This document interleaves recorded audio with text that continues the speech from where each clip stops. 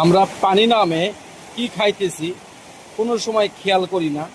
আজকে ভিডিওতে আপনারা দেখবেন পানি দেখা যাইতেছে, এই পানি, মাটি, আরো অনেক কিছু প্রয়োজন হয়ে এই বাসা মানুষ খাইতেছে। এতে কি পরিমাণ পানি পড়তেছে, আসলে এই পানি খাওয়া কি স্বাস্থ্যের জন্য উপকার না ক্ষতি, এতে জানতে হবে। না জানলে আপনি বাঁচতে পারবেন না। তো অবশ্যই এই পানি খাওয়া যাবে না।